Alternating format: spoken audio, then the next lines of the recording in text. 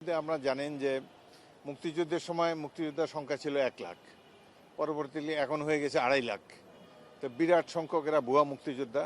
এমনকি বিগত সরকারের সময় 16 জন সচিব ভুয়া মুক্তিযোদ্ধা বলে প্রমাণিত হয়েছে এবং তাদের মুক্তিযোদ্ধা ভাতা ক্যান্সেল করে দেওয়া হয়েছে।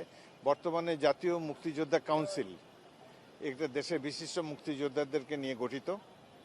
তারা এই মুক্তিযোদ্ধাদের তালিকা যাচাই বাছাই করছে। ইতিমধ্যে 300 ভুয়া মুক্তিযোদ্ধাকে তারা বাদ দিয়েছে এবং এটা কনস্ট্যান্ট প্রসেস রয়েছে।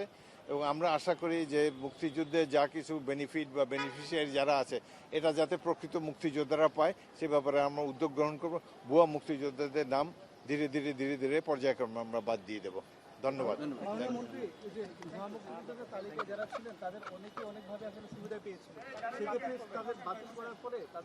আমরা চেষ্টা করবো যারা করে ভুয়া মুক্তিযোদ্ধারা অন্যায়ভাবে আর্থিক যেসব সুবিধা দিয়েছে সেগুলো আবার ফিরিয়ে আনার জন্য আমরা চেষ্টা করব। ধন্যবাদ।